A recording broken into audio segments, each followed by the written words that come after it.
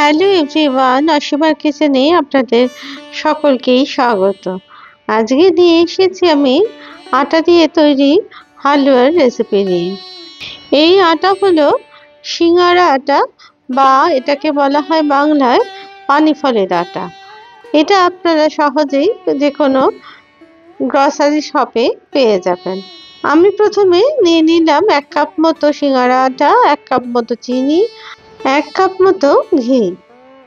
প্রথমে আমি একটা ফ্রাইং প্যানে 1 চামচ ঘি দিয়ে তারপরে অল্প কয়েকটা কাজু আর কিশমিশ দিয়ে দিলাম এর মধ্যে। তারপরে সেগুলোকে খুব ভালো করে ভেজে নিলাম। ভেজে এটাকে কিন্তু তুলে ফেললাম অন্য প্লেটে। ফ্রাইং প্যানের মধ্যে দিয়ে দিলাম যে 4 চামচ ঘি রেখেছিলাম কাপের মধ্যে, সেই অংশটাকে আমি এখানে কাপের মাপ করে দিয়েছি। আপনারা চাইলে মেজারমেন্ট কাপ অথবা যে কোনো বাটি মাপ করে এটা নিতে পারেন। তবে খেয়াল রাখতে হবে এই পানি ফলের আটা, ঘি আর চিনির পরিমাণ যেন একদম সমান হয়। তারপরে ঘি গরম হয়ে গেলে এর মধ্যে দিয়ে দিলাম আটার অংশটাকে। তারপরে ঘিয়ের মধ্যে খুব ভালো করে এটাকে ভাজতে থাকলাম। ভাজতে ভাজতে যখন এর কালারটা একটু চেঞ্জ হবে আর উপর থেকে ঘি ছেড়ে আসবে, তখন বুঝতে হবে যে আটাটা প্রপার ভাজা হয়েছে। যেরকম আমরা সুজির ক্ষেত্রে করে থাকি ঠিক সেই রকম মতনই।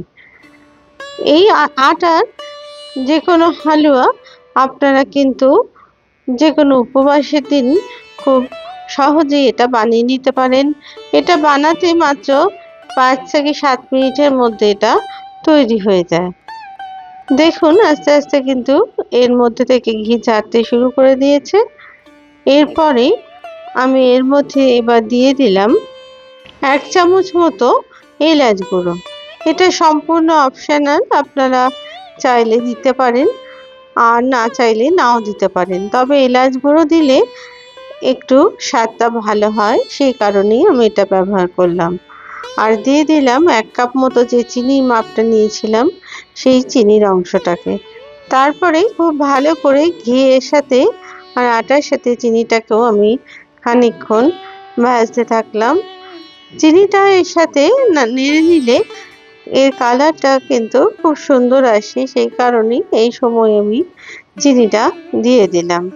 এই রান্নাটা করার সময় গ্যাসের আঁচ কিন্তু আপনারা লো রাখবেন, না হলে কিন্তু আটাটা পুড়ে যাবার সম্ভাবনা থাকবে।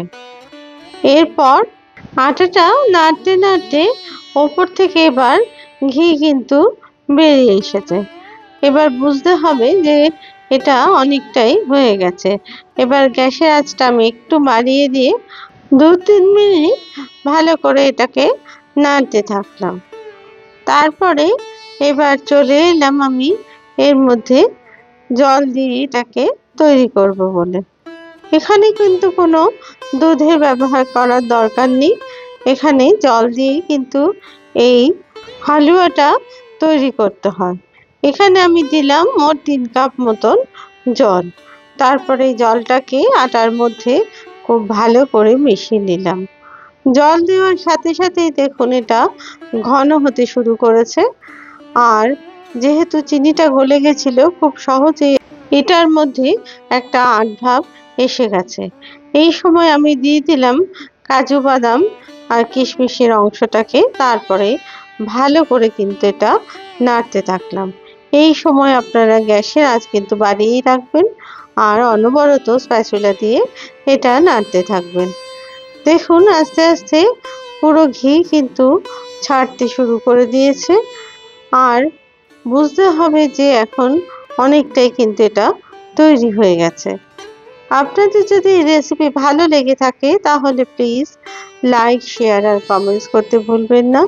আর আপনারা যদি আমার চ্যানেলের নতুন বন্ধু হন তাহলে প্লিজ চ্যানেলটিকে সাবস্ক্রাইব করে দিয়ে পাশে থাকা বেল আইকনটিকে প্লিজ প্রেস করে দেবেন, যাতে করে নতুন রেসিপি দিলে সহজেই তা আপনাদের কাছে পৌঁছে যায়। দেখুন হালুয়া কিন্তু একদম তৈরি। এই হালুয়া তৈরি করে আপনারা অতি সহজেই লুচি বা পরোটার সাথে কিন্তু সার্ভ করতে পারেন।